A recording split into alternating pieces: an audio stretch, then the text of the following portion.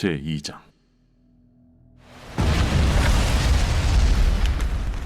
에베소 교회의 사자에게 편지하라.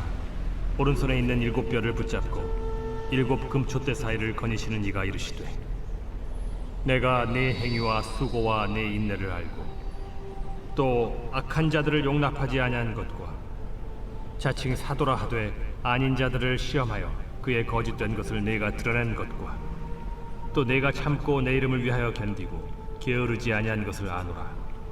그러나 너를 책망할 것이 있나니 너의 처음 사랑을 버렸느니라. 그러므로 어디서 떨어졌는지를 생각하고 회개하여 처음 행위를 가지라. 만일 그리하지 아니하고 회개하지 아니하면 내가 네게 가서 네 촛대를 그 자리에서 옮기리라. 오직 네게 이것이 있으니 네가 니골라 당의 행위를 미워하는도다. 나도 이것을 미워하노라. 귀 있는 자는 성령이 교회들에게 하시는 말씀을 들을지어다. 이기는 그에게는 내가 하나님의 낙원에 있는 생명나무의 열매를 주어 먹게 하리라.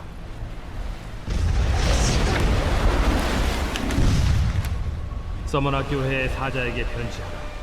처음이며 마지막이요 죽었다가 살아나신 이가 이르시되, 내가 네 환난과 궁핍을 알거니와 실상은 네가 부요한 자니라. 자칭 유대인이라 하는 자들의 비방도 알거니와 실상은 유대인이 아니야 사탄의 회당이라. 너는 장차 받을 고난을 두려워하지 말라. 볼지어다 마귀가 장차 너희 가운데에서 몇 사람을 옥에 던져 시험을 받게 하리니 너희가 10일 동안 환난을 받으리라. 네가 죽도록 충성하라. 그리하면 내가 생명의 관을 네게 주리라. 귀 있는 자는 성령이 교회들에게 하시는 말씀을 들을지어다. 이기는 자는 둘째 사망의 해를 받지 아니하리라. 우리 사랑하는 브릿지 가족 여러분, 11월 20일 수요일 복되고 아름다운 날을 믿음과 사랑으로 힘차게 출발하시는 여러분들을 오늘도 응원합니다. 오늘도 여러분의 삶에 현장 속에 아름다운 하나님의 인도하심의 열매들이 맺혀지는 축복이 있기를 주의 이름으로 축원합니다.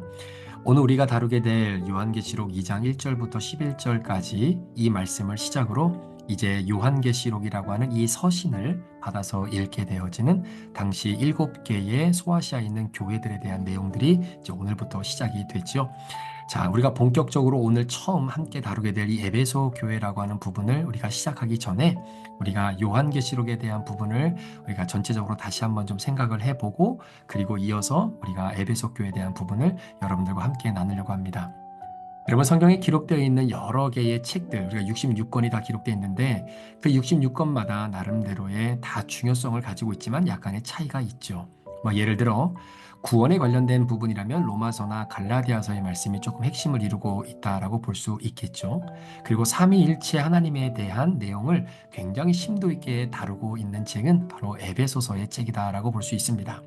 그 많은 66권 책 가운데에 특별히 빠지지 않고 등장하는 가장 중요한 책 중에 하나가 바로 이 요한계시록입니다.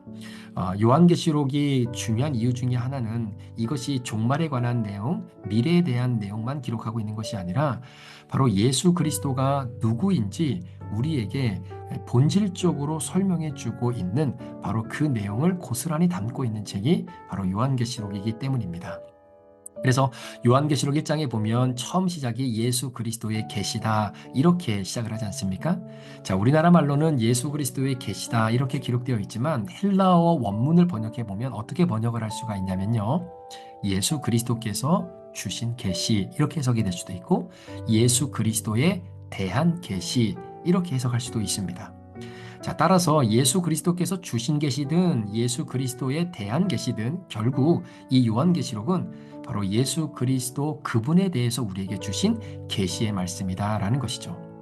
따라서 저와 여러분이 요한계시록 1장부터 22장까지 우리가 함께 말씀을 쭉 이어나가면서 우리가 놓치지 말아야 될 것이 뭐냐면 바로 예수 그리스도가 누구이신가를 우리가 절대로 놓쳐서는 안 될 것입니다. 여러분, 계시라고 하는 이 단어는 헬라어 원문에는 복수가 아니라 단수로 기록되어 있어요. 그렇기 때문에 요한계시록이 말하고자 하는 계시는 단 한 가지입니다. 바로 예수 그리스도 그분이 어떤 분이신가라는 것이죠. 그러니까 이것을 우리가 놓치지 않고 요한계시록을 쭉 따라가게 되면 그 안에 하나님의 그 복음을 우리가 발견할 수 있는 겁니다. 따라서 13장에 우리가 나오는 666이 뭔지 여러분 몰라도 아무 문제 없습니다. 또 요한계시록에 보면 바다에서 나오는 용이 나오고 심판받는 음녀가 나오고 이러는데요. 이게 뭘 상징하는지 몰라도 전혀 문제는 되지 않습니다. 그러나 해석할 때 절대로 빠지면 안 되는 것이 바로 예수 그리스도가 누구이신가라고 하는 질문이죠. 그래서 요한계시록을 보통 학자들은 제5의 복음서다라고 이야기합니다. 이유가 뭐냐면 자, 사복음서 있지 않습니까? 마태, 마가, 누가, 요한복음. 이 사복음서는 예수님이 이 땅에 처음 오셨을 때 이 초림에 대한 예수님이 이 땅에 오셨던 그때의 모습, 바로 초림의 주님이죠. 그 주님을 우리에게 보여주시는 그러한 복음서라고 한다면 요한계시록은 철저하게 다시 오실 예수 그리스도, 그러니까 처음에는 사람의 모습으로 이 땅에 오셨지만 요한계시록에서 우리에게 계시하고 있는 예수의 모습은 이제는 사람의 모습이 아닌 하나님 본연의 모습, 사자의 모습으로, 또한 심판자의 모습으로, 왕의 왕으로 주의 주님으로 오시는 그 예수님을 담고 있는 내용이다라는 것이죠. 즉 예수 그리스도의 본연의 모습 그대로 기록되어 있는 성경이 바로 요한계시록입니다. 그러니까 원래 사복음서에서는 원래 예수 그리스도의 본연의 모습이 아닌 인간의 몸을 입고 오는 예수를 우리에게 소개하고 있다면 요한계시록은 철저히 하나님 그 자신, 예수 그리스도의 본연의 모습을 우리에게 소개하고 있는 바로 그 책이다라는 것이죠. 자, 그래서 복음주의 안에서 우리가 이 요한계시록을 안전하게 해석하는 여러 가지 방법이 있어요. 그 방법 중에 여러분들이 놓치지 말아야 될 것은 뭐냐면 이러한 해석 방법입니다. 그러니까 요한계시록이 기록될 상황으로 돌아가서 그러니까 도대체 사도 요한이 이 성경을 왜 기록할 수밖에 없었는가? 그리고 이 성경은 누구에게 기록된 것이고 처음 이 글을 받아 읽게 되는 독자들에게는 바로 이 요한계시록이라고 하는 이 책, 이 편지가 어떤 의미가 있었는가를 우리가 한번 살펴보고 그 의미가 오늘 나에게는 어떠한 연결점이 있는가를 우리가 한번 생각해 보는 차원에서 요한계시록을 해석한다면 여러분 그거는 굉장히 안전한 해석이다라고 볼 수 있는 것이죠. 자, 간단하게 요한계시록의 역사적 배경을 좀 설명을 드리면 당시 사도 요한이 이 요한계시록을 기록할 당시의 상황이 어땠냐면 AD 한 81년경입니다. 그때 당시에 로마에는 새로운 황제가 등극을 하게 되는데 바로 도미티안 황제가 등극을 하게 되죠. 근데 이때 당시에는 경제가 굉장히 어려워서 나라에 돈이 없었습니다. 돈이 없다 보니까 도미티안이 어떤 리더십을 갖는 것도 쉽지는 않았을 겁니다. 그래서 도미티안의 이 관심은 어떻게 하면 돈을 좀 끌어올 것인가. 그래가지고 당시 원로원들에게 누명을 씌워서 그 원로원들이 가지고 있었던 재산을 다 몰수하는 어떤 그런 방법을 선택하기도 했죠. 참고로 이 원로원들은 유럽의 귀족인데요. 여러분 유럽의 귀족의 재산은 우리가 상상할 수 없을 만큼 어마어마한 재산들을 가지고 있는 사람들입니다. 그러니까 예를 들면 귀족들이 가지고 있는 땅과 재산을 우리나라 말로 표현하면 충청남도, 충청북도 이렇게 도 있잖아요. 그러니까 도 정도의 크기의 재산과 그런 땅을 갖고 있는 자들이 바로 원로원에 있는 귀족들이라는 거예요.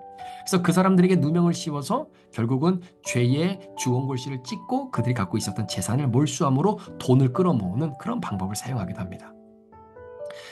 AD 82년경에 이제 황제로 이제 즉위를 하게 되는데 이 당시 정치와 경제 그리고 군사의 모든 힘을 자신의 손아귀에 넣지 못한 상황에서 이제 도미티안이 황제로 등극을 하게 되는 거죠. 자, 이때 도미티안이 사용했던 방법이 뭐가 있냐면 로마를 번영하기 위해서는 어떻게 해야 될까 고민하면서 발견했던 사실이 옛날 그리스 로마 시대에 활동했던 신들을 다시금 모셔드려야 된다는 논리를 펴게 됩니다. 그래서 도미티안은 지역 곳곳마다 그리스 신들을 위한 신전을 짓고자 계획을 세우게 되는데 여러분 이 계획이 어느 한 그룹에 의해서 완전히 틀어져 버려요. 그게 누구냐면 바로 그리스도인들입니다. 당시 교회들이었어요. 결국 도미티안의 자존심은 이런 그리스도인들 때문에 땅바닥으로 완전히 곤두박질 치게 됩니다. 자, 그렇게 자존심이 무너진 시기로 약 10년이라고 하는 시간이 흘렀습니다. AD 한 92년에서 94년 사이에 이제는 어느 정도 로마의 경제가 성장을 하고 정치가 안정이 되면서 로마의 리더십이 자신의 손아귀에 들어오자 갑자기 도미티안이 돌변하게 되는 거죠. 뭐라고 돌변하면 이런 겁니다. 여러분, 사실 저는 사람이 아닙니다. 신입니다. 아니, 말도 안 되는 이야기를 하는 거예요. 자, 그러면서 자신의 호칭을 도미티안 황제라고 하지 말고 도미니우스 et 데우스. 무슨 말이냐면 나는 신이다. 이렇게 해석을 하면서 주 그리고 하나님이라는 뜻으로 자신을 황제 대신에 신으로 칭하해서 부르게 만드는 겁니다. 물론 당시 로마의 황제들이 죽고 나면요, 그들을 모두 다 신으로 추앙을 했던 그런 전례가 있어요. 그러니까 사람들이 생각하기에 어차피 도미티안은 죽으면 신으로 추앙을 받을 텐데 그때 신으로 인정을 하나? 뭐 지금 신으로 인정하나? 뭔 큰 차이가 있겠나? 뭐 이런 분위기 속에서 도미티안을 황제로 부르지 않고 신으로 부르도록 모든 조치를 취하게 됩니다. 그리고 서로 앞다투어서 도미티안을 위해 신전을 짓고자 하는 움직임들이 이제 일어나게 되는 거죠. 여러분, 그 대표적인 소아시아의 도시들이 바로 베드로전서에 나오는 갑바도기아라고 하는 도시, 그리고 요한계시록에 나오는 바로 서머나라고 하는 지역입니다. 자, 그런데 문제는 도미티안을 신으로 추앙하는 것을 받아들이지 않는 그룹이 있어요. 바로 그리스도인들입니다. 그런데 이 그리스도인들은 도미티안으로 하여금 10년 전에 자신의 자존심을 완전히 깔아뭉개 만들었던 바로 그 그리스도인들이잖아요. 그래서 도미티안은 이들에 대한 안갚음을 이제야 리더십을 가지고 하나씩 풀어가기 시작하면서 기독교 역사에 있어서 전무후무한 박해를 가하게 됩니다. 예를 들면 박해를 피해서 그리스도인들이 지하 동굴인 카타콤으로 다 숨어 들어갔죠.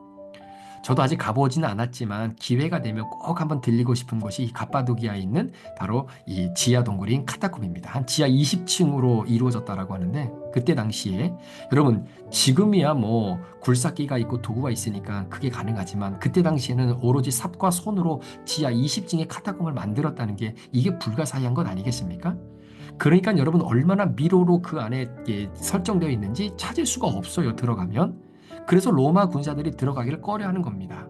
이유는 그 안에 들어갔다가 나오는 길을 잃어버려서 자신들도 자칫 잘못하면 죽을 수 있다라고 하는 두려움 때문이었습니다. 그때 미처 숨지 못해 붙잡힌 그리스도인들을 이제는 도미티안이 잡아다가 고문을 하기 시작하죠. 그런데 쉽게 입을 열겠습니까? 그 카타콤의 모든 경로와 이런 비밀스러운 장소들을 알고 있는데 그거를 말해버리면 한순간에 그리스도인들이 다 잡혀서 죽게 되잖아요. 그래서 입을 열지 않습니다.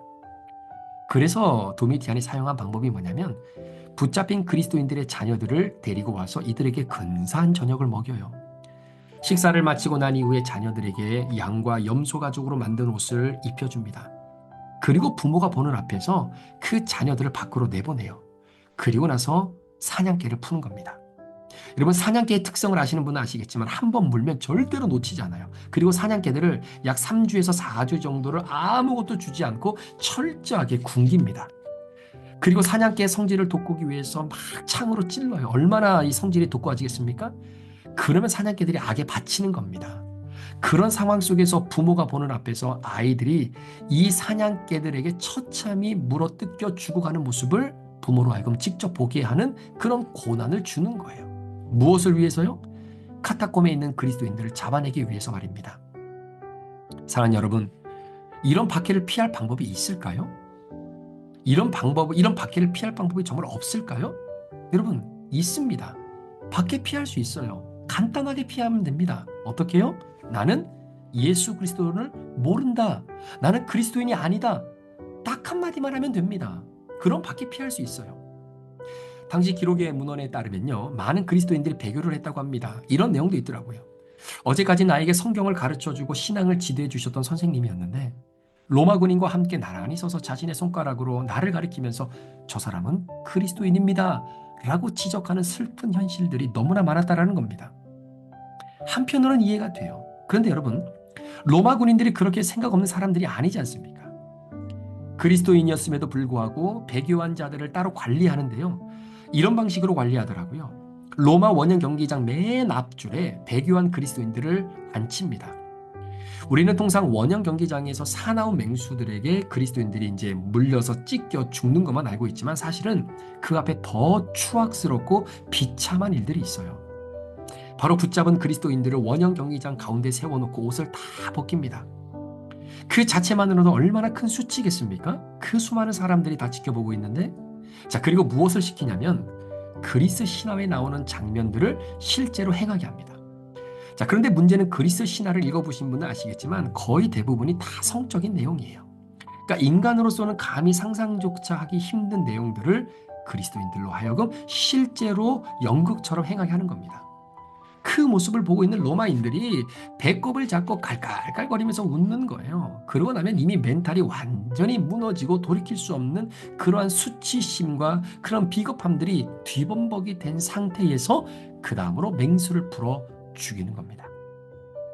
그때 원형 경기장을 가득 메운 사람들이 일제 일어나서 로마 사람들이 환호성을 지르면서 야, 재밌다, 재밌다. 야, 이렇게 우리에게 재미를 주는 그리스도인들이 더 없냐? 그때 로마 군인들이 누구를 주시하겠습니까? 바로 원형 경기장 맨 앞에 배교한 그리스도인들입니다. 여러분, 이들이 끝까지 살려면 어떻게 해야 될까요? 자기들도 로마 사람들이 일어나서 환호성을 지르는 그 찰나에 같은 타이밍에 같이 일어나서 박수 치면서 야, 진짜 재미있다. 나는 그리스도인이 아니다라는 것을 그때 확실히 보여주어야 되는 겁니다. 그런데 어제까지만 해도 나랑 같이 말씀을 듣고 그 말씀의 감격에 벅차서 기쁨으로 하나님을 찬양하고 기도했던 내 기도짝이 내가 보는 눈앞에서 수치와 혐오감 속에 첫잠이 찢겨 죽어가는 그 모습을 보고 여러분 어찌 환호성이 터져 나올 수 있겠습니까? 순간 머뭇거리면, 순간 아차 싶으면 그 사람은 그리스도인인 겁니다. 일제 일어나 박수를 칠 때 한순간의 머뭇거림이 없이 그 자리에서 벌떡 일어나 환호성을 쳐야 죽지 않는 겁니다.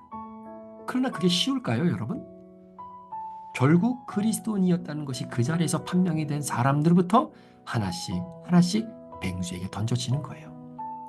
여러분, 이것이 도미티안 황제가 저지른 박해 중에 따지고 보면 빙산의 일각이고요. 이러한 박해가 무려 4년에서 5년 동안 로마 전 지역에 펼쳐졌다는 사실입니다. 신실한 그리스도인들이 잡혀가죠. 감옥에 들어갑니다. 그러면 이렇게 이야기할 수 있겠죠. 하나님, 나는 도미티안을 그저 황제라고 했을 뿐인데 왜 이렇게 나에게 이런 시련과 고난을 줍니까? 신앙의 어려움이 질병이 아니더라고요. 신앙의 어려움이 하나님의 침묵이더라고요. 이렇게 죽는 것이 예수에게 어떤 의미가 있고 내가 이렇게 죽는 것이 이 교회에 무슨 유익이 있는가? 차라리 내가 배교를 좀 하고 살아나서 더 열심히 교회를 섬기고 예수 믿으면 낫지 않겠는가? 이런 생각이 왜 없었겠습니까? 당시 교회 리더가 잡힙니다. 이 말은 무슨 말이냐면 내가 교회를 가도 무슨 말씀을 듣고 어떻게 신앙생활을 해야 되는지 그 길잡이를 제시해주는 그 원천이 사라졌다라는 거예요. 여러분, 사도 요한이 리더자 아닙니까? 당시 초기 그리스도인들에게. 근데 반모섬으로 유배가 된 겁니다. 그때 예수 그리스도께서 사도 요한과 소아시아의 7교회에 나타나신 거예요. 그때 말씀으로 주신 내용이 바로 요한계시록입니다. 핵심은 그거예요. 내가 너희들에게 누군지 아느냐? 너희는 내가 누군지 아느냐? 여러분, 요한계시록 1장부터 22장까지 도대체 예수 그리스도가 누구인지로 가득 차 있는 성경. 하나님의 영광과 존귀로 가득 차 있는 성경. 이것이 바로 요한계시록. 그러니까 용이 누군지 몰라도 돼요. 여러분, 666이 뭔지 몰라도 돼요. 오히려 도대체 내가 믿는 예수가 누구인가? 이거는 반드시 아셔야 되는 겁니다. 여러분, 정말 예수님이 내 생명을 바쳐 섬기기에 합당한 분이 맞으십니까? 요 정도까지는 내가 섬기겠는데 이 정도까지는 안 될 것 같습니다. 수많은 질문과 갈등에 취해 있는 성도들에게 예수님이 친히 말씀하시며 보여주신 내용이 요한계시록이에요. 따라서 요한계시록 1장부터 예수님이 누구신가로 가득 차 있다라고 하는 사실을 여러분 잘 기억하시기를 바랍니다. 자, 이런 배경 하에 기록되어져 있는 바로 이 요한계시록. 자, 제가 요한계시록 1장 4절부터 8절까지를 제가 좀 빨리 한번 읽어볼게요. 요한은 아시아에 있는 7교회에 편지하노니 이제도 계시고 전에도 계셨고 장차 오실 이와 그의 보좌 앞에 있는 7영과 또 충성된 증인으로 죽은 자들 가운데서 먼저 나시고 땅의 임금들의 머리가 되신 예수 그리스도로 말미암아 은혜와 평강이 너에게 있기를 원하노라. 우리를 사랑하사 그의 피로 우리 죄에서 우리를 해방하시고 그의 아버지 하나님을 위하여 우리를 나라와 제사장으로 삼으신 그에게 영광과 능력이 세세토록 있기를 원하노라. 아멘. 볼지어다 그가 구름을 타고 오시리라. 각 사람의 눈이 그를 보겠고 그를 찌른 자들도 볼 것이요 땅에 있는 모든 족속이 그로 말미암아 애곡하리니 그러하리라. 아멘. 주 하나님이 이르시되 나는 알파와 오메가라. 이제도 있고 전에도 있었고 장차 올 자요 전능한 자라 하시더라. 자, 요한계시록 1장 4절부터 8절의 말씀에 보면 하나님, 예수님, 성령님, 즉 삼위일체 하나님이 한 자리에 계시는 부분이 바로 극명하게 기록이 되어져 있다라는 것이죠. 자, 여기서 우리가 잊어버리지 말아야 될 것이 뭐냐면요, 성경을 기술하는 원칙 중에 굉장히 구성의 원칙 중에 하나가 뭐냐면 바로 이 인클루시오라고 하는 법칙입니다. 이걸 우리나라 말로 말하면 수미상관법이다라고 이야기를 보통 하는데요. 자, 앞하고 뒤에가 같아요. 그리고 중간이 결국은 말하고자 하는 핵심이 집약되어져 있는 어떤 그러한 패턴이다라고 보시면 될 것입니다. 자, 예를 하나 한번 들어볼게요. 자, 여러분 요한계시록 1장 4절과 8절을 제가 읽었는데요. 자, 1절과 4절을 제가 다시 한번 읽어볼게요. 자, 1절과 4절에서 여러분 뭘 말하려고 하는지 핵심이 뭔지 한번 찾아보세요. 자, 요한계시록 1장 4절입니다. 요한은 아시아에 있는 7교회에 편지하노니 이제도 계시고 전에도 계셨고 장차 오실 이와 그의 보좌 앞에 있는 7영과 라고 하는 내용이에요. 자, 그리고 1장 8절을 제가 다시 한번 읽어봅니다. 주 하나님이 이르시되 나는 알파와 오메가라 이제도 있고 전에도 있었고 장차 올 자요 전능한 자라 하시더라. 자, 요한계시록 1장 4절, 1장 8절에서 반복적으로 겹치고 있는 표현들이 있습니다. 그게 뭐냐면 이제도 전에도 장차 오실 분이라는 표현이에요. 자, 그런데 여러분 이 표현이 어디서도 이렇게 이야기하지 않습니다. 이유가 뭐냐면 이제도 전에도 장차 오실 분이라고 하는 이 표현은 어떠한 원형으로부터 나온 표현이 아니기 때문이에요. 자, 요한계시록 4장 8절 말씀을 제가 한번 읽어볼 테니까 한번 들어보세요. 지금 요한계시록 1장 4절, 1장 8절에서 말했던 이제도 전에도 장차 오실 요 표현과 어떤 차이가 있는지 요한계시록 4장 8절을 한번 들어보세요. 네 생물은 각각 6날개를 가졌고 그 안과 주위에는 눈들이 가득하더라. 그들이 밤낮 쉬지 않고 이르기를 거룩하다 거룩하다 거룩하다 주 하나님 곧 전능하신 이여 전에도 계셨고 이제도 계시고 장차 오실이라 하고 라고 하는 표현입니다. 자, 요한계시록 4장 8절 마지막 부분 다시 한번 읽어드릴게요. 자, 전에도 계셨고 이제도 계시고 장차 오실이다 라고 하는 것이 여러분 이것이 원형이에요. 원형입니다. 그러니까 여러분 시간적 순서나 공간적인 순서로 보더라도 예수님께서 지금 우리에게 하시는 말씀의 원형은 이거예요. 내가 이전에도 있었고 그리고 지금도 있고 앞으로 장차 너희와 함께 있을 것이다. 이게 원형입니다. 이게 요한계시록 4장 8절의 원형이에요. 자, 그런데 요한계시록 1장 4절과 8절에는 이 표현이 어떻게 바뀌었냐면 이제도 계시고 그리고 나서 전에도 계셨고 그리고 장차 오실 이다 이렇게 표현을 하고 있는 겁니다. 자, 그러니까 원형은 전에도 계셨고 지금도 있고 앞으로도 올 것이다. 그러니까 과거, 현재, 미래의 시간 순서대로 기록된 게 원형인데 요한계시록 1장 4절과 8절에는 뭐가 앞서 나옵니까?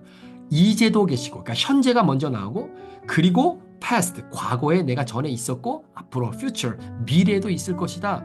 여러분 이 패턴의 변화를 통해서 사도 요한이 지금 현재 고난 속에 있는 1세기 그리스도인들에게 무엇을 말해주기를 원했던 것일까요? 지금 우리가 고난과 이 압박 속에 내일을 소망하며 살아가지 못하고 있음에도 불구하고 우리와 함께 계시는 바로 그 예수 그리스도는 전에 계셨던 분이 아니라 지금도 살아계시고 내 옆에 계시는 바로 그 능력 그대로 너희와 함께 하시는 바로 그 예수 그리스도시다라는 것을 강조하기 위한 거죠. 그러니까 고난과 그 박해 속에 있는 그리스도인들이 너희 혼자 지금 여기 있는 게 아니라 이제도 계시는 그 예수님이 지금 너희와 함께 살아계시다라고 하는 것을 강조하기 위함이다라는 것입니다. 여러분 알파와 오메가라는 말이 처음과 마지막이잖아요. 그러니까 고난당하는 사람들에게 있어서 이 알파와 오메가 사실 여러분 고난이 힘든 이유가 뭐냐면 그 고난의 강도가 세기 때문에도 힘들지만 이 고난이 언제 끝날지를 모르기 때문에 더 힘든 거예요. 만약에 끝을 알잖아요. 여러분 그러면 질병이 있어도 어려움이 있어도 내일 확실히 고난이 끝난다라면 이 고난 참아낼 수 있습니다. 그런데 고난이 힘든 이유는 끝을 모르기 때문이다라는 것이죠. 고난이 내일 끝나는데 그것을 모르니까 오늘 사람들이 자살하는 겁니다. 그런데 우리 예수님께서 뭐라고 말씀하시냐면 나는 알파와 오메가 내가 처음이고 내가 끝이다. 그러니까 이 고난을 끝내줄 수 있는 사람이 누구라고 생각을 하냐면 당시의 사람들은 도미티안 황제라고 이야기하는 거예요. 도미티안 황제가 이 고난을 끝내줄 사람이라고 생각하는데 사도 요한은 그게 아니다라는 거죠. 내가 너희의 고난을 끝낼 수 있다. 내가 알파의 오메가다. 예수 그리스도 바로 오늘도 이 환난과 역경 속에 오늘도 허덕이며 살아가고 있는 이 고난을 끝내줄 수 있는 유일한 분은 바로 알파요 오메가이시며 지금 이 자리에 이제도 계시는 바로 예수 그리스도 그분이시다. 자, 이 믿음을 오늘 누가 갖겠느냐라는 거예요. 이 믿음을 누가 갖겠느냐라는 거지요. 여러분, 사람 의지하지 마십시오. 하나님만이 나의 알파요 나의 오메가이십니다. 누가 이런 예수님의 발등상에 엎드려 그 주님의 은혜를 간구할 수 있겠느냐라는 사실입니다. 사랑하는 성도 여러분, 정말로 우리가 믿든 믿지 않든 세상이 우리를 조롱하든 조롱하지 않든 여러분, 이 말씀은 반드시 우리에게 이루어지는 은혜의 말씀이다라는 것이죠. 자, 이러한 박해 속에 살고 있었던 당시 초기 그리스도인들에게, 특별히 소아시아의 7교회에게 오늘 예수님께서 구체적으로 예수님이 전하고자 하셨던 메시지를 바로 이 사도 요한을 통해서 하나씩 우리에게 설명해 주고 있는 것을 보게 됩니다. 자, 요한계시록의 1장부터 22장의 전체적인 큰 그림을 한번 생각해 본다면 여러분, 1장은 어떻게 보면은 서론에 해당되는 것이고요. 그리고 2장부터 3장까지는 우리가 오늘부터 다루게 될 2장과 3장은 7교회, 소아시아의 7교회를 우리에게 소개해 주고 있는 내용입니다. 그러니까 도미티안 박해 당시에 교회가 당하고 있었던 어려움들을 이제 묘사하게 되는데, 자, 이 땅에서 이렇게 환난을 받고 있을 때에, 그렇죠? 이렇게 환난을 받고 있을 때에 하늘에서는 어떤 일이 일어나고 있는가? 이것을 우리에게 보여주는 것이 바로 4장과 5장의 천상 예배입니다. 자, 그러니까 여러분들이 이렇게 생각하시면 돼요. 1장은 서론이고요. 2장과 3장은 이 땅에서 7교회가 도미티안 황제의 박해를 통해서 어떤 고난 속에 있는가를 2장과 3장이 말해준다면, 고난을 받고 있는 이 상황 속에서 동시다발적으로 4장과 5장에서의 천상에서는 어떤 일이 벌어지는지, 자, 그것을 우리에게 말해주고 있는 것이 4장과 5장입니다. 그러니까 밑에서는, 땅에서는 고난과 고통, 그러면서 동시에 4장과 5장인 천상에서는 하나님을 예배하는, 이것이 동시다발적으로 흘러가고 있다라는 것이죠. 자, 그리고 6장부터 16장까지는 우리가 요한계시록을 바라볼 때 굉장히 난해하다라고 하는 부분, 가장 어렵다라고 하는 부분이에요. 그게 바로 7인, 7나팔, 7표적, 그 다음에 7대접, 총 4개의 이런 사이클이 이제 돌게 되는데, 그것이 이제 6장부터 16장까지입니다. 그리고 17장부터 18장까지는 이제 바벨론의 멸망, 그렇죠? 그리고 19장부터 20장까지는 그 바벨론을 멸망시켰던 예수 그리스도의 승리를 우리에게 선포하고, 그리고 21장부터 22장은 우리가 잘 아는 새 하늘과 새 땅, 바로 새 예루살렘을 우리들에게 소개하고 있는 것이죠. 자, 오늘은 7교회에 대한 내용들을 좀 다룰 텐데, 특별히 오늘은 우리가 잘 알고 있는 이 에베소라고 하는 교회에 대해서 우리가 한번 잠시 간단하게 생각을 해보려고 합니다. 자, 왜 에베소 교회부터 이 7교회의 편지가 순서가 진행이 되느냐? 자, 그것은요, 다른 이유가 아니라, 자, 어떤 이유 때문에 그러냐면요. 여러분들이 지도를 나중에 좀 보시면 좀 도움이 되겠지만, 반모섬에서 가장 가까운 항구가 바로 에베소입니다. 그래서 사도 요한이 반모섬에 유배가 되어 있는데, 에베소가 가장 가까운 섬이에요. 그래서 가장 가까운 항구에 있는 에베소 지역부터 이 편지를 읽고 이제는 쭉 회람을 하게 됩니다. 그래서 에베소 교회 다음에 서머나 교회, 이렇게 쭉쭉 넘어가게 되는 것이죠. 그래서 에베소 교회는 우리들에게 어떠한 의미를 가지고 있는지를 좀 한번 살펴보고, 그리고 또 이어지는 서머나 교회를 통해서도 우리에게 주시는 메시지를 한번 좀 간단하게 생각을 해보려고 합니다. 자, 에베소 교회, 우리 요한계시록 2장 1절의 말씀에 보면, 에베소 교회 사자에게 편지하라. 오른손에 있는 7뼈를 붙잡고 7 금촛대 사이를 거니시는 이가 이르시되. 자, 이렇게 표현을 하고 시작을 합니다. 자, 이 에베소 교회는요, 칭찬이 굉장히 많은 교회였어요. 극한 공포와 두려움 가운데서도 하나님을 사랑하는 행위와 수고와 인내와 거짓을 드러내서 온전히 이거를 막 쫓아내고, 그리고 교회를 힘들게 했던 많은 박해와 이단들을 쫓아내고, 그리고 복음을 지키고 견뎠던 교회입니다. 그래서 예수님에게 굉장히 칭찬을 받았던 교회예요. 자, 그러나 4절에 보니까 이런 말씀이 있습니다. 그러나 너를 책망할 것이 있나니 너희 처음 사랑을 버렸느니라 라고 기록합니다. 그러니까 다른 건 다 잘했는데 에베소 교회가 잘못한 것 중에 하나가 뭐냐면 첫사랑을 잃어버렸다라는 거예요. 그것 하나가 문제였습니다. 여러분, 첫사랑이 없는데 아무런 문제가 없어요. 여러분, 첫사랑을 잃어버렸을 때 이런저런 문제가 있어야 되는데 첫사랑이 사라졌음에도 불구하고 여전히 예배에 은혜가 있어요? 여전히 전도해요? 사람들이 모여요? 그런데 첫사랑이 사라졌다면 여러분, 티가 나야 되는 겁니다. 티가 나야 되는 겁니다. 그러나 정말 두려운 것은 뭐냐면 내 안에 하나님을 향한 첫사랑이 없음에도 불구하고 내게는 아무런 문제가 없는 것, 이게 정말 큰 문제라는 것이죠. 자, 첫사랑을 버렸다라고 표현합니다. 자, 그러면 첫사랑을 버렸으면 어떻게 해야 됩니까? 여러분, 첫사랑을 찾아오면 되는 것 아니겠어요? 자, 그런데 다음 표현을 보십시오. 자, 5절 말씀에 그러므로 어디서 떨어졌는지를 생각하고 회개하여 처음 행위를 가지라, 이렇게 이야기합니다. 자, 첫사랑을 잃어버렸어요. 버렸어요? 그러면 그 첫사랑을 가서 다시 찾아오면 되는데 5절 말씀에는 그러므로 어디서 떨어졌는지를 생각하고 회개하여 처음 행위를 가져라, 이렇게 이야기합니다. 여러분, 떨어지고 버리는 것은 1초밖에 걸리지 않아요. 그런데 그 떨어지고 버려진 것을 다시 찾아오려면 엄청난 시간이 걸린다라는 겁니다. 버리는 것, 떨어뜨리는 것은 쉽지만 첫사랑을 회복하는 것은 정말로 올라갈 만큼 힘들고 오해가 있고 고난이 있고 이해가 되지 않는 상황이 맞닥뜨려지게 될 때 우리는 첫사랑을 순식간에 버려버릴 때가 있다라는 거예요. 여러분, 첫사랑을 잊어버렸는데 처음 행위를 가지고 나오라고 하는 겁니다. 자, 이게 무슨 의미일까요?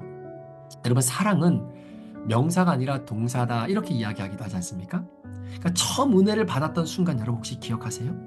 그 첫 행위, 내가 새벽에 주님 앞에 간절하게 부르짖고 눈물로 주님 앞에 호소하며 주신 은혜를 가지고 성가대로 섬기고 또 교사로 섬기고 교회에서 이런저런 봉사를 하면서 그것이 정말 하나님께 기쁨과 감사가 되었던 바로 그 첫사랑이 느껴졌던 그때.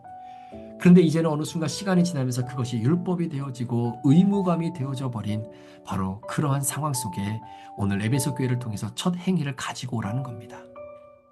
예전에는 성경 읽는 것이 너무나 좋았고 큐티하는 그 시간이 기다려졌고 정말로 하나님이 기뻐하시는 그 마음 안에서 말씀을 묵상하고 주님이 주시는 인사이트를 발견하는 것이 너무나 행복했던 시간이 있었는데 어느 순간 목회에 치이고 시간에 치이면서 설교 때문에 어쩔 수 없이 성경을 읽어야 되고 큐티를 해야만 했었던 그 시간, 그게 저에게도 있었거든요. 여러분 어떠십니까? 누가 첫사랑을 회복하겠는가라는 거예요. 여러분, 특별히 구약 성경에 보면 하나님께서 예레미야 선지자에게 이스라엘 백성들을 향한 이 첫사랑의 회복을 얼마나 간절하게 얘기하시는지 예레미야 2장 1절 2절 제가 한번 읽어볼게요. 여호와의 말씀이 내게 임하니라. 이르시되 가서 예루살렘의 귀에 외칠지니라.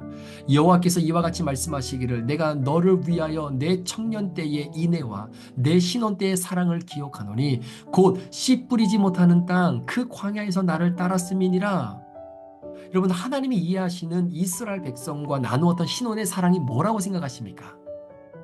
씨 뿌리지 못하는 땅에서 40년 동안 이스라엘 백성들이 얼마나 반역했어요. 얼마나 하나님을 거절했습니까? 그런데 어찌 하나님은 그때를 신혼이라고 생각하실까요? 사람도 다니지 못하는 땅이라고 알고 있습니다. 하나님도 아세요. 그래도 불평을 해도 구름이 떠오르면 이스라엘 백성들이 따라갑니다. 불평해도 멈추면 멈춥니다. 불평이 있어도 하나님이 인도하시면 따라갑니다. 불평하지만 그때 당시에는 하나님의 말씀이 전부였던 그때를 하나님은 이스라엘 백성들과의 신혼의 사랑으로 기억하고 있다는 거예요. 그런데 여러분, 비극이 뭔지 아십니까? 그 신혼의 때가 이제는 과거가 되어버렸다는 거예요. 옛날에 너희가 이랬었어. 옛날에 이랬다고. 그러나 현재는 그 모습이 전혀 없어. 하나님 지금은요? 하나님 지금은요? 그 첫사랑이 어디 있습니까? 너 옛날엔 그랬는데 나 지금도 너 사랑해. 문제만 생기면 교회 와서 부르짖고 힘들고 어려울 때 눈물로 하나님 앞에 어떻게 합니까? 어떻게 합니까? 주님을 붙잡고 나를 그렇게 찾았던 그 첫사랑 어디에 있습니까? 저희도 나이 들어봐. 너희들도 나이 들어봐. 다 똑같아. 나도 왕년에 너희들처럼 그렇게 열정 갖고 하나님 뜨겁게 사랑했었어. 너만 그렇게 사랑한 거 아니야. 근데 나이 드니까 다 별반 차이 없더라. 이런 식으로 이야기하지 마십시오. 오히려 나이가 들면 들수록 그 첫사랑이 더 깊어지고 이거저 열매로 나타나야 되지 않겠습니까? 야, 이 바보들아, 왜 자꾸 나한테만 와? 아니, 힘들고 어려우면 세상에 나가면 돈 많고 인간관계 좋은 사람들 많으니까 그 사람들 찾아가면 금방 도움 얻어서 이 문제 해결할 텐데, 아니, 왜 이렇게 침묵하고 있는 예수인 나에게만 찾아오는 거니? 우리 하나님이 우리에게 이렇게 좀 말씀해 주셨으면 좋겠어요. 여러분, 다윗의 장막 기억하십니까? 사도행전에 기록된 그 다윗의 장막. 여러분, 그 다윗의 장막은 지금처럼 휘황찬란한 것이 아무것도 없었습니다. 그냥 그 텐트에서 불어오는 그 바람 다 막아내지도 못하는 그 현장 속에서 24시간 끊어지지 않고 하나님을 예배하고 찬양했던 그 아름다움의 시간들, 그게 하나님은 이 세상의 솔로몬의 성전보다, 다윗 성전보다, 수르바벨 성전보다, 헤롯 성전보다 하나님의 뇌리 속에 지금도 기억되어 있는 바로 그 성전이 다윗의 장막이라는 것입니다. 그런 첫사랑을 갖고 있었던 에베소 교회, 흔적도 없이 사라져버렸습니다. 여러분, 교회가 망하지 않는다고요? 아닙니다. 하나님도 교회를 버리세요. 교회는 망합니다.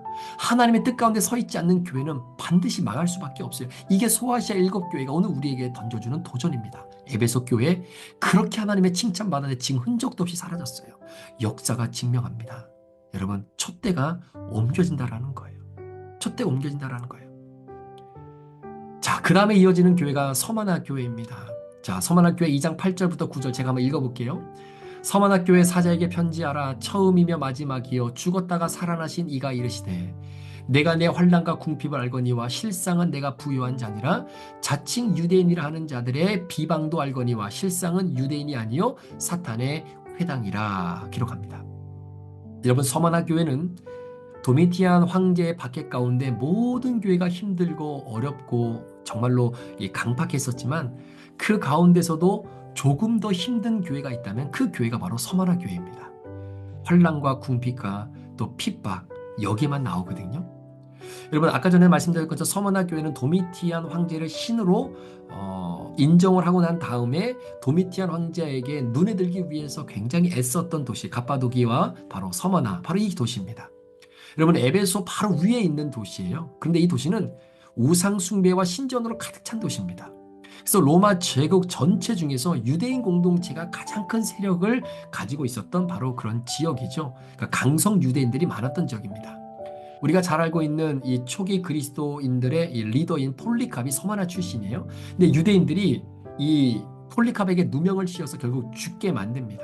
그러니까 당시 유대인들이 그리스도인들을 어떻게 박해했는지 여러분 충분히 이해가 되는 것이죠. 유대인들이 찾아와서 이야기하는 겁니다. 나 유대인인데 성경에 나오는 그리스도가 메시아인 줄 나도 알아. 그리고 그리스도인이 되겠다고 찾아옵니다. 왜? 도미티안의 박해 시대에 그 박해를 피하기 위해서. 결국 이들이 받아들이고 카타콤을 데리고 가서 함께 교제하고 함께 예배하고 몇 개월에 걸쳐서 카타콤의 모든 정보를 이 유대인들에게 다 알려주는 겁니다. 자, 그리고 나면 유대인들이 로마 군인을 찾아가서 모든 이들을 도와준다라고 하는 측면에서 이 모든 정보를 다 누설하는 거예요. 그러니까 유대인들이 로마 군인들과 함께 카타콤에 와서 그리스도인들을 다 잡아가는 겁니다. 그러니까 이 유대인들이 이렇게 이 뒤통수를 치는 거예요. 여러분, 예를 들어서 우리 브릿지 교회에 한 유대인이 들어왔어요. 나도 그리스도 예수를 믿고 그리스도인이 되고자 한다라고 이야기합니다. 나를 받아달라고 이야기하는 겁니다. 그래서 이미 한 번 교회를 풍비박살을 내고 간 시간이 있었는데 또 다른 유대인들이 찾아 들어와서 그렇게 이야기하면 여러분, 우리 그 사람 받아줘야 되는 겁니까? 안 받아줘야 되는 겁니까? 한편에서는 미쳤어, 어떻게 받아들여, 그때 그렇게 난리를 쳤는데. 근데 또 한편에서는 그래도 우리가 받아줘야지. 뭐 서로 의견 충돌로 인해 교회가 논쟁하고 뭐 나누어지고 뭐 난리 나지 않겠어요? 자, 9절 말씀을 보십시오. 내가 내 환난과 궁핍을 알거니와 실상은 내가 부유한 자니라. 자칭 유대인이라 하는 자들의 비방도 알거니와 실상은 유대인이 아니요 사탄의 회당이라. 이유가 여기 있는 겁니다. 도미티안 박해 가운데에 특별히 더 어려웠던 교회가 서만화 교회인데, 그런데 예수님 말씀하시는 거예요. 내가 내 환난과 궁핍을 알거니와, 내가 알아. 섭섭한 일, 때려치고 싶은 일, 그때 예수님 나에게 오셔서 내가 네 눈물 알아, 섭섭한 마음 알아. 여러분, 그러면 되는 겁니다. 그러면 되는 겁니다. 장차 받을 고난을 두려워하지 말라. 이게 무슨 위로입니까? 자, 그러면서 하셨던 유명한 말씀이 뭐냐면 죽도록 충성하라는 거예요. 죽도록 충성하라. 충성하라. 여러분, 충성어로 번역된 헬라어가 피스토스라고 하는 말인데요. 이게 한글 성경에서는 충성, 신실함, 믿음으로 번역이 됩니다. 그러니까 죽을 때까지 일하라고 하는 것이 아니라 죽어도 믿음을 버리지 말라라는 거예요. 믿음을 지켜야 되는 거예요. 믿음 지키면 돈, 직장 손해봐요. 그럼에도 불구하고 믿음 지켜야 된다라는 겁니다. 돈보다 보장된 미래보다 믿음을 대신할 수 없다라는 것이죠. 예수 그리스도에 대한 믿음을 지켜야 한다는 겁니다. 그래야 생명의 면류관을 얻을 수 있기 때문이다라는 거죠. 자, 서머나에 있는 교회의 성도들에게 우리 주님이 그렇게 말씀하시는 거예요. 환난과 궁핍과 핍박, 다른 6개의 도시에서 받았던 핍박보다 너희가 더 많은 핍박을 받았지. 그리고 유대인들, 강성 유대인들이 너희들에게 찾아와서 뒤통수 칠 때가 한두 번이 아니었지. 그래서 정말로 큰 환난과 이 역경을 도미티안 시대에 받았지. 그래서 너무나 화가 나지. 다 때려치고 싶지. 믿음 포기하고 싶지. 너희들도 나 예수 안 믿습니다라고 말하면서 이 고난에서 헤어나오고 싶지. 그런데 죽도록 충성해라. 죽도록 충성해라. 너희들의 흘린 눈물을 내가 닦아줄 거야. 그러니까 죽을 만큼이라도 힘들어도 믿음 지켜야 된다. 그 이야기를 해주고 있는 것입니다. 그럴 때에 너희가 생명의 면류관을 얻게 된다라고 말씀하고 있는 것이죠. 사랑하는 성도 여러분, 오늘 우리가 믿음을 지키는 것이 쉽지 않습니다. 자, 그런데 이 에베소 교회와 서머나 교회에서 이루어졌던 이런 일들이 오늘날 우리의 교회 안에서도 당연하게 이루어질 수 있다는 것이에요. 처음 사랑을 다시 회복하시기를 축원합니다.